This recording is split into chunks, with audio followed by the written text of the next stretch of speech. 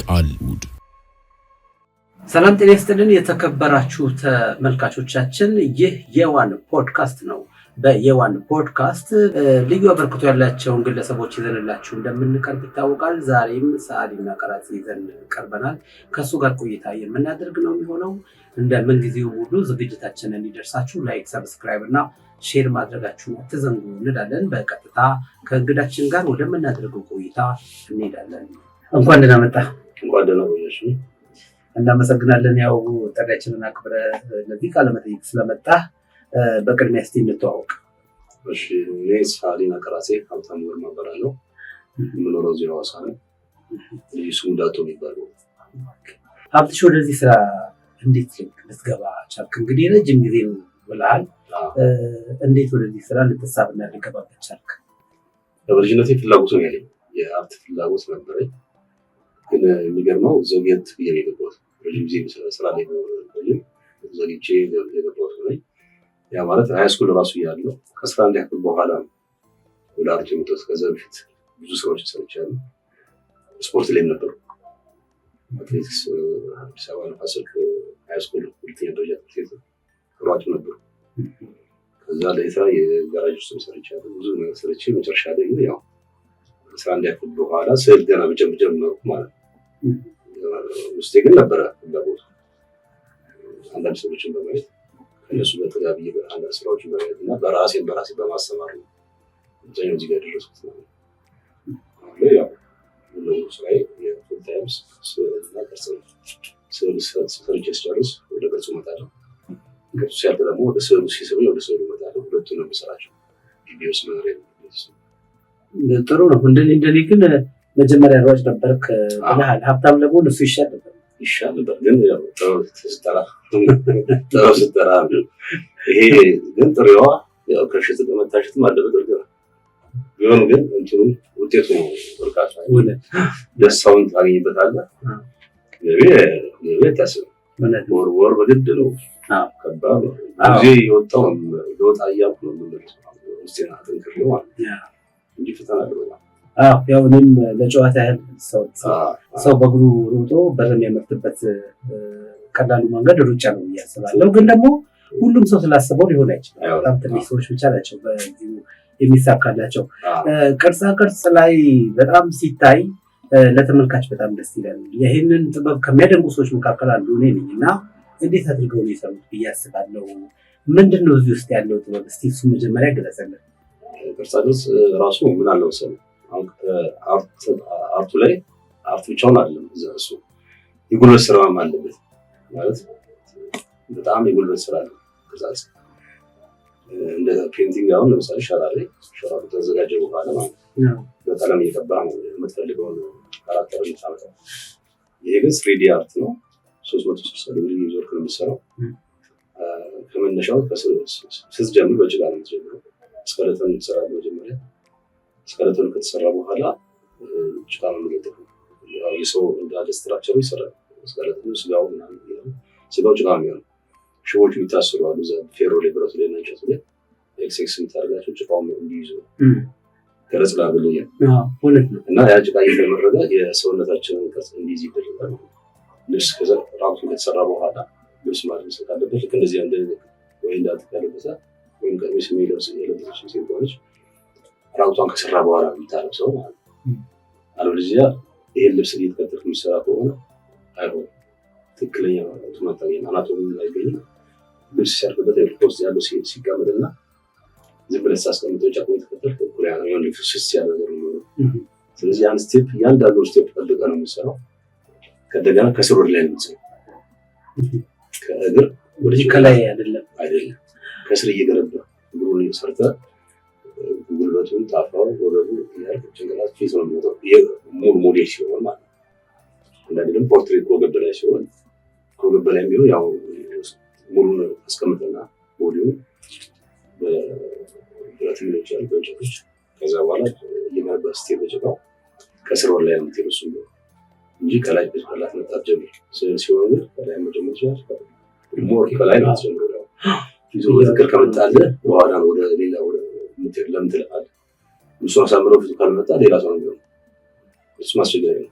እና ከደግሞ አሁን የሰው ሆልት ስንሰራ ሰውየውን መምሰል መቻል አለበት። እሱ ዋናው ነው አባዱ ሰርተው ሰውየውን ካልመሰለ ይሄ የኔ አባት አይደለም ይላል፣ ያዘ ሰውየው ወንድሜ አይደለም ይላል፣ ጓደኛ አይደለም ይላል። ድጋሚ ነው የምታፈርሰው እና በጣም አድካቢም አሰልችም ውጤቱ ግን ያማረ። በጣም እኔ ራሱ አንዱ ምስክር ነኝ እና በእነዚህ ተቀርጸው የሚሰሩ ነገሮች በተለይ አንዳንዶቹ በተለይ በጣም ቆንጅት ያሉ ናቸው። በቃ መልካቸው እኔ ራሱ እጄ እንደዚህ በሰማቸው ደስ ይለኛል እና የዚህ አይነት ድባብ ይፈጥራል። ብዙ ሰውም እጁን አስገብቶ የማይሰራበት አንዱ ምክንያት ይሄ መሰለኝ። ሁለት ነገሮች ይጠይቃል። አንደኛው መመሰጥን ይጠይቃል። ሁለተኛ ያየኸውን ነገር እኩል የሆነች ቆንጆ ሴት ብናይ አንተ ውስጥ ይዛት ሄደህ እሷን የማስቀመጥ ጥበብ አለ፣ እኔ ውስጥ ደግሞ እሱ ጥበብ የለም እና ትንሽ ረቀቅ ያለ ነው ስራው እና ይሄ እንዴት ሊመጣ ይችላል? ለምሳሌ አሁን በስዕል ላይ ቅብ ምናምን እየቀባ ልሰራ ትችላለህ፣ ግን እንደዚህ መቅረጽ ቆንጆ አድርጎ መቅረጽ ደግሞ የራሱ የሆነ ነገር ይጠይቃል። በይበት ሰዓሊ መሆን ስዕል ሳይችል ቅርጽ ይከብዳል። ስዕል እንደውም በተሻለ ተማውቃል። በተለይ ድሮይንግ ስኬች ብዙ መስራት አለበት። ስኬች ድሮይንግ ለምን አሁን ስዕል ላይ ስዕሉ እንኳን ቢሳሳት በቀለም ለማስተካከል ትሞክራለህ። ይሄ ሐውልት እኮ ይፈርሳል፣ ታፈርሰዋለህ። ችግር ካለበት አፍርሰህ ድጋሚ ነው የምትሰራው። ኢቭን መልክ ራሱ ካልመጣ ያስቸግራል፣ እድል አይሰጥህም። ፐርፌክት ሆነ ከላይ ሞራልን ጨምረህ በቃ ደስተኛ ሆነህ የተሻለ ስራ ለመስራት ከጣርክ ትሰራለህ።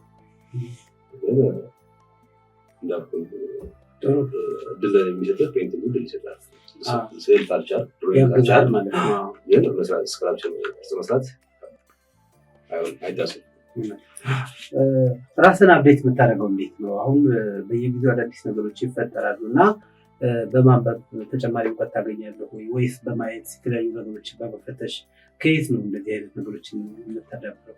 አካባቢ ላይ በመሆን ጊዜ እዞራለሁ አያለሁ። ለምሳሌ እዚህ ሐዋሳ ላይ ወጣቱ ምንድን ነው የሚያዘወትረው? ነው ሀይቃችን ያለ ሀይቁን እዞራለሁ አያለሁ። የተወሰነ ጊዜ ነው የሚያየው፣ ረዥም ጊዜም አይደለም፣ ይረብሻል። የተወሰነ ያየሁትን ግን አይምሮ ሴቭ ማድረግ ትማለኝ። ከጀርባዎቹ ጋር የተያዘ ከመረቡ ጋር የተያዘ ነገር እሱን አጠናለሁ። አይቼ ነው ግን አይቼ እሄዳለሁ። ምንቀልብን ጠይቃለሁ። ከዛ ወደ ስራ ወጥተዋለሁ ማለት ነው። አሁን ለጊዜሽን የተዘጋጀሁበት ያለው ስራ እሱ የስዕል ስራ ከፍ ያለ ገቢ ያስገኛል ብዬ ከሚያስቡ ሰዎች አንዱ እኔ ነኝ እና አሁን ቤተክርስቲያን ውስጥ ምናምን ስንገባ በጣም በስዕል ከፍ ያሉ ስዕሎች ናቸው የእውነት የሚመስሉ የሚሰሩት እና እንደዛ ሰዎች ስንት ነው የተከፈላቸው ሲባል አንዳንዱ ያው በነፃ ይሰራል ነፍሱ ብሎ፣ ሌላው ደግሞ በጣም ብዙ ብር እንደሚከፈልባቸው ይታወቃል። ከዚህ በተጨማሪ የቅርጻ ቅርጽ ስራ መስራትም ብዙ ብር የሚያስከፍል ይመስለኛል። እነዚህ ሰዎች ሀብታም መሆን አለባቸው ብዬ አስባለሁ እና በቅርጻ ቅርጽና በገቢ ደረጃ እንዴት ነው የሚመዘነው ያለው ነገር? አሁን ምን መሰለህ እሱ ስራው ካለ ስራው ብዙ አይመጣም። ሰው ይፈልጋል። ሰው ካለው ምሳሌም ይብን ላይ እንደሚችል ሰዎች። ስለዚህ እኔ አሁን ወደ ያለ ስራ የሰራሁት የለም። እዚህ አሁን ኮሪደር ልማት ራሱ ለመሳተፍ ብዙ ሞክሬ ነበር። አሁን ላይ ትንሽዬ ጀምሬያለሁ ይመስለኛል። ባላደረስ ቢያዙ ስክላፕቸሮች አርቲስት ጌታውን የሰራውን ሐውልቶች እንዳድስላቸው ተመራጭ ሰርቼላቸዋለሁ። በጣም የሚያምረው በጣም ቆንጆዬ ነው። መጀመሪያ ከነበረው ቅብ የተሻለ የነበረው ዓለም አቀፍ የሆነ ቅብ ነው። ኢንተርናሽናል ቅብ የተቀባው በጣም ቆንጆ፣ በጣም ነው የሚያምረው። በራሱም ይወደዋል ብዬ አስባለሁ። ፔንቲንግ ሲያየው በውጤት ሰው የሰራውን መስራት ይከብዳል፣ ግን በዚህ ላይ ጭምር አላማ መድረስ ስለነበረበት ሌላ የሚሰራ ሰው ስላልነበረ ተጠርቼ ሰርቼዋለሁ። ያምራል። ከዚህ በኋላ ያልተሰሩ ብዙ ቦታዎች አሉ። እድሉ ከተገኘ አንተ እንዳልከው ወይ የሰራው ፍራንክ ላገኝ ይችላል። እዛው ተረፈ አላገኘሁም። ኤግዚቢሽን መከፍተል 2-3 አዘጋጅተናል። የጎዳና ላይ ኤግዚቢሽን ሁሉ አሳይተናል። ክፍያ የለውም፣ ሽያጭ የለውም፣ የሚገዛ የለም። የሰው ልጅ አለት ምናምን ይመስለኛል። አንዳንዴ የሆነ አለት አለ ሰውየው ከዛ ከአለት ውስጥ እየፈለፈለ በመሮ ቁጭ ብሏል። መጨረሻ ላይ እንደዛ ህይወት እንደዛ ይመስለኛል ለብዙ ሰው ማለት ነው። እና አሁን አንተ ለምሳሌ በትምህርት ሳይሆን በልምድ ከሰው እያየሁ ነው የተማርከውት ምናምን ብለሃል እና ይቻላል ወይ እንደዚህ አይነት ነገር ማድረግ? የሰው ልጅ እንግዲህ ያው ከጣረ የማያሳካው ነገር የለም። አንተ አሁን ያለህም ከፍ ከፍ ያሉ ስራዎች ናቸው እያሳየኝም ነበረ። ያው ተመልካቾችም ያዩታል ተቀርጾ ብዬ አስባለሁ እና እነዚህን ነገሮች በእውነት በልምድ ማዳበር ይቻላል? ይቻላል። ዋናው ፍላጎት ነው። ከሌላ ደግሞ ምንድነው ራስን የምታዳብረው ላይ ህይወት ራሱ ትምህርት ቤት ነው። ከእንደገና የኔ የህይወት ፍልስፍና ህይወት እንደ ሸክላ የራሴ የፈጠራ ስራዎች አሉ። ሰውን እንደ ሸክላ ነው። ማንኛውም የሚንቀሳቀስ ነገር ሸክላ ነው ብዬ ነው። አፈር ነው አይደል? ስለዚህ ከሸክላ ጋር በተያያዘ ሰዎችን ወይም እንቅስቃሴዎችን የሚሰራበት አስተሳሰብ ዘይቤ አለ። እንደዛ ነው የሚሰራው። ለምን አንድ ሰው በትንሽ ስህተት ከወደቀ ወይ የሆነ ነገር ሲደርስበት ተሰባሪ ነው። ሸክላም እንደዛ ነው። ሁለቱም ጥንቃቄ ይፈልገናል። እኛም ጥንቃቄ ያስፈልገናል። ሸክላውም እንደዛ ነው። ለሸክላውም ሰው ጥንቃቄ በተሻለ ለሰው ልጅ መስጠት እና ያንን እየሰበኩ ነው። ሰው ሳይጋጭ አጋጨዋል። እዛ ስሜት ውስጥ መግባት አለ። ሲጋጭ ጀበና ሊሆን ይችላል የሚሰራው እንስራ ሊሆን ይችላል ምጣድ ሊሆን ይችላል። እነሱ ከኔ ህይወት ጋር የተቆራኙ ናቸው። ከኢትዮጵያ ህዝብ ጋር የተቆራኘ ነው። ይሄ የምንበላው እንጀራ በምጣድ ነው የሚጋጠው። ኢትዮጵያን ያስተዋወቃት ቡና በጀበና ነው የሚፈላው።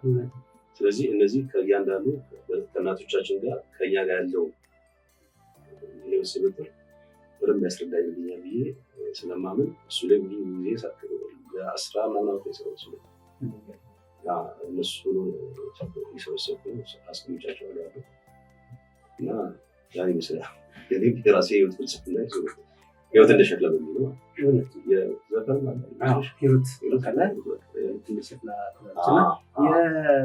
አንዳንድ ጊዜ ፍላጎቱ ያለን ይመስለኛል። ግን ጊዜ አሁን ቅርጻ ቅርጽ ገዝቶ ቤት ውስጥ ምናምን ማስቀመጥ እነሱን ስትወጣ ስትገባ ማየት አሁን ከስዕል ውጪ እነሱ በጣም ያስደስታሉ። ለምሳሌ ኢየሱስ ክርስቶስ እንደዚህ ከእስራኤል ምናምን ይሰራሉ በተለያየ ቦታ ያለው በየቤቱ እና ግን ምንድነው ትልቁ ተግዳሮት አሁን ከኑሮ ያለፈ አይደለም። እጃችን እንደዚህ ውድ ናቸው እቃዎቹ በራሳቸው። እንደዚህ አሁን እኔ የድኩላ ከእንጨት ተቀርጾ ምናምን አንድ ዛ ጅማ ሄጄ አንድ የገዛሁት ከውሻ የተቀረጸ እንደዚህ ስለምወድ ማለት ውድ ናቸው እነሱ። አሁን ራሱ እንኳን ይገዛሉ ደግሞ ከፍ ያለ ምናምን ብታስብ በጣም ውድ ይሆናል። በዚህ በኩል ደግሞ ኑሮ ይጎትተናል።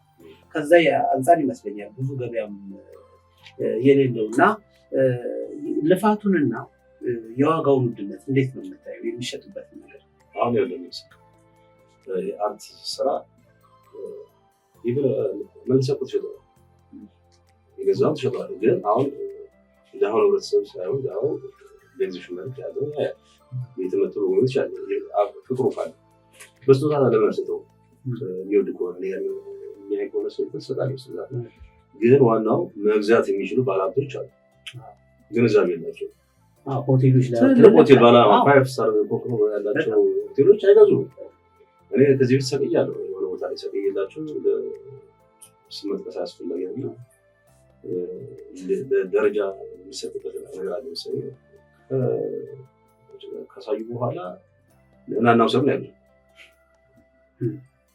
እንደውም አንደኛው ከዛ ቤተሰብ የሆነ ሰው እንዴት እንደዚህ ይባላል ብሎ ራሱ በመኪና የዛው ቤተሰብ አካል በመኪና ቤት ድረስ ይዞ ሊመጡ የችን ያዛት ምናምን ብሎ እንደዚህ ነው እንጂ ትልቅ ቦታዎች ላይ ትልቅ ዘመናዊ ቤት አንተ በሚሊዮን ትልቅ ቤት ሰርተህ በረንዳው ላይ እንደዚህ እንደምትለው ቅርጻ የሚያማምሩ አሉ።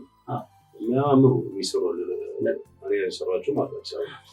በረንዳ ላይ የሚሆኑ ቤት እንዲናፍቅ ያደርጋል። ስዕል አሁን ቀለም ቅብ ወደ ቤት እንድትመጣ ያደርጋል።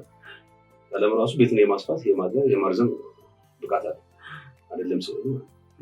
ስለዚህ ብዙ ብር አውጥተህ ቤትህን በረንዳ ላይ ነው ሸገርጣል ብታደርግ ግቢ ውስጥ የሆነ ቅርጽ ብታስቀምጥ ፔንቲንግ ብታስቀምጥ ውበቱ ኦቨር ይጨምራል። እና የግንዛቤ ችግር አለ ያ ነው እንጂ መግዛት የሚችሉ ብዙ አሉ። አንዳንዴ ደግሞ መግዛት የሚፈልጉ ሰዎች እና የሚሸጡ ወይም የሚሰሩ ሰዎች ጋር አለመገናኘትም አለ። ብዙ ጊዜ እንደዛ ይመስለኛል። ትንሽ አይዲያ ያለው በድ የሆነ ሰው ፍራንክ ያለ ብዙ ነገር ሲጠቀም ታያለህ። አንተ ብዙ ለፍተህ ምንም ነገር ሳታገኝ እንደዚህ ያው የገበያ ሻወር ይሆናል።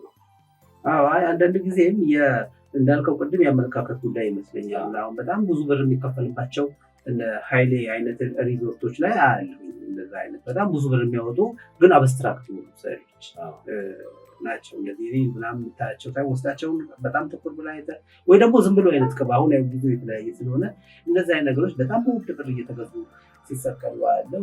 ዞሮ ያው ማበረታታት ያስፈልጋል። እኛ ጋር የሚሰራውም ሰው የለም ብሎ የማሰብ የአስተሳሰብ ችግር አለ።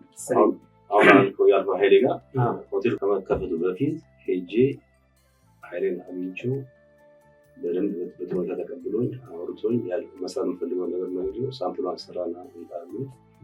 ሳምፕሉን አንድ ወር ምናምን ቆይቶብኝ ሰርቼለት አንድ ህፃን ልጅ ግንድ የወደቀ ግንድ ሐይቅ ውስጥ የወደቀ ግንድ እዛ ላይ ቁጭ ብሎ አሳ የሚያጠምድ ነው። ሳምፕሉን ሰርቼ ከብት ቤት ነው ስብሰቤት ሲሄድ ድጋሜ እንዲመጥ ሀብታሙ መጣ ሲለኝ እኔ ለራሴ ደነገጥኩ። ለምን ኃይሌ ግድ ማወቅ አለብኝ። ግዴታ እሱ እኔ ማወቅ ግዴታ ያለበት መጀመሪያ ጋር የተዋወቅ ነው። ከወር በኋላ ሲሄድ ሀብታሙ መጣ ሲለኝ በቃ እዛ ጋር ባይገዛኝም ገዝቶ ሞራል ነው ይገባ። ግን አወራ። ከዛ እንደውም እንግዶች ነበሩ፣ ትልቅ እንግዶች ዓለም አቀፍ ጋዜጠኞች ምናምን ነበሩ። በቀጠሮ ተለያየ። ድጋሚም ሲሄድ ምርቃቱ ጊዜ ደርሶ ስለነበረ የሀገር ሽማግሌዎች ምናምን ነበሩ። ድጋሚም ይቅርታ በቃ ሳምንት እንገናኝ ተባባልን። ደግሜ ሄድኩ እንጂ አሁን እዛ ግቢ ውስጥ ያሉ ስዕሎች የማግኘት እድሉ የሚኖረኝ ነበር። ስላፕቻር ማስቀመጥ ቀጣይ ስራዎች ይኖሩ ነበር። ስላየው ነው እዛ እንደዛ አሁን አንተ የምትላቸው አይነት ስዕሎች አይቻለሁ እዛ ሪዞርት ውስጥ እና በጣም አሪፍ ስዕሎች ናቸው። እንዳልኩ ነው ያው እኛ ሀገር ይሰራሉ ተብሎም አይታሰብም። ብዙዎቹ ጋር ይሄ እኛ ጋር ያለው ነገር አንችልም የሚል ነገር እንደምን አስቀምጠናል። ግን ደግሞ አንተን የመሰሉ በጣም በኪነ ጥበቡ ዘርፍ፣ በስዕል ዘርፍ፣ በቅርጻ ቅርጽ ዘርፍ ትልቅ ደረጃ የሚደርሱ ሰዎች ይችላሉ። በቀጣይ ነገሮች ይለወጣሉ ብዬ ተስፋ አደርጋለሁ። ይህ ስለ ደግሞ ምን አለ መሰለህ እዚህ ከተማችን ውስጥ አዲስ አበባ እንዳልኩ አለው ግንዛቤ እዚህ የሚያውቁ ሰዎች አሉ።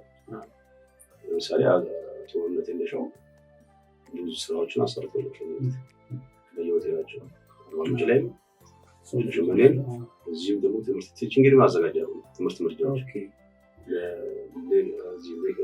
ማውንቴን አዲሱ ሲረዳ እሱንም እኔ ሙሉ ቲቺንግ ሰራሁት። ሞዴል ሰርቻለሁ።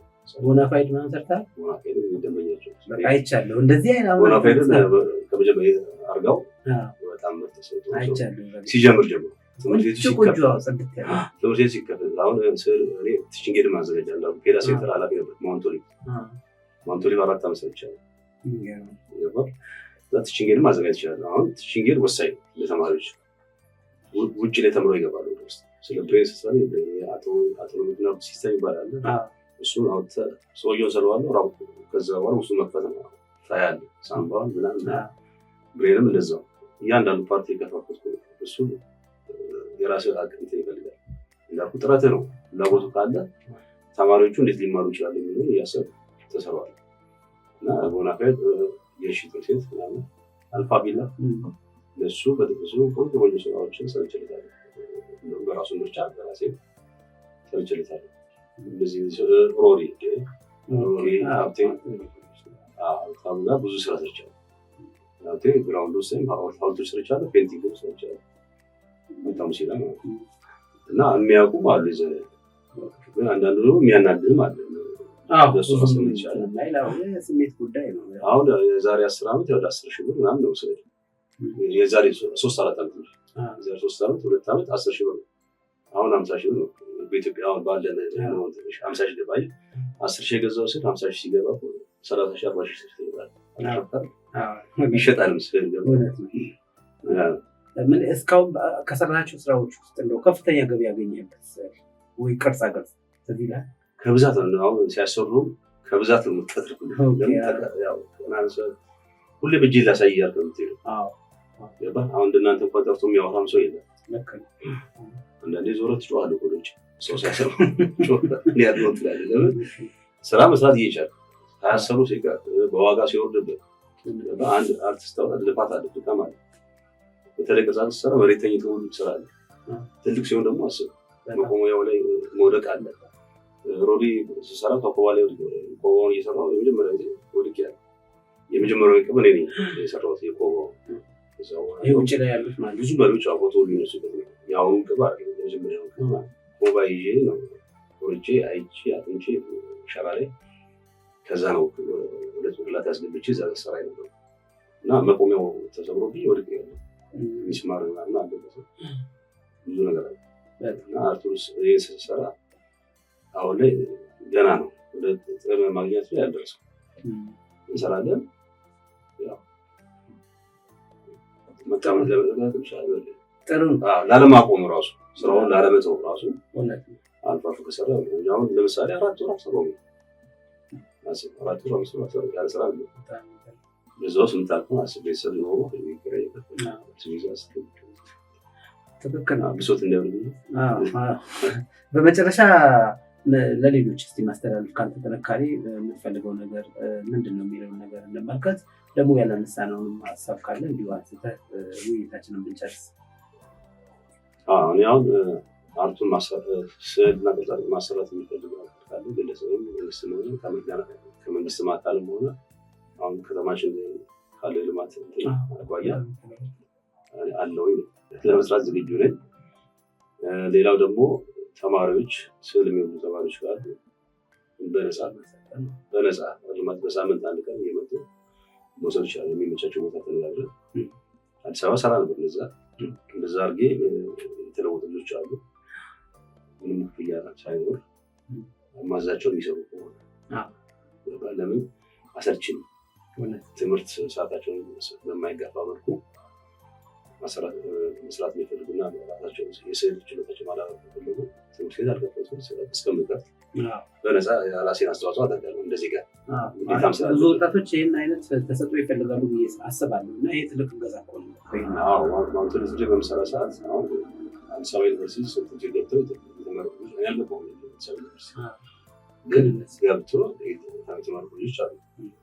አርክቴክት የሆኑ ትልቅ ስራዎችን የሚሰራ ጓደኛዬ ልጄም አለ።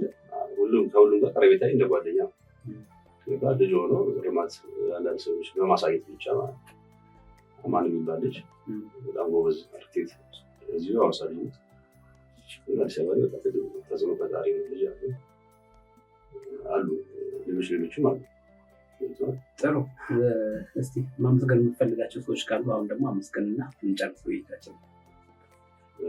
ማመስገን የምፈልገው ኃይልና ጉልበቱ እውቀቱን ሰጥቶኝ ለዚህ ያበቃኝ ፈጣሪ እግዚአብሔርን አመሰግናለሁ። ቀጥሎ ያው ከጎን ሆና ሀሳብን በሚደረግ ባለቤቴን ለምንወዳቸው ልጆቼን መላ ጓደኞቼን እና በስራ ይገዛ ያደርጉትን ሁሉን በሌቤ ጠርቻ ጨርሰ አሉ ሰዎች እንደዚህ ፈቃደኛ ሆነው እንኳን ቤታቸውን አምነው ሆቴላቸውን ስራልን ብለው መስጠት በራሱ በእኔ እና ሁሉንም አመሰግናለሁ። ሌላው የማመሰግነው ወንድሞችን እህቶችን ያው ስማቸውን ባልጠራም ያው ያውቃሉ እና የሰፈር ጎረቤት አሉ ብዙ ጊዜ በብዙ ነገር የሚተባበሩ እነሱንም እግዚአብሔር ይስጥልኝ አመሰግናለሁ። እናንተም ጠርታችሁ ስላለኝ ነገር ስለ ስራዬ ያለውን ነገር ስላወራን እግዚአብሔር ይስጥልኝ እግዚአብሔር ያክብርልን።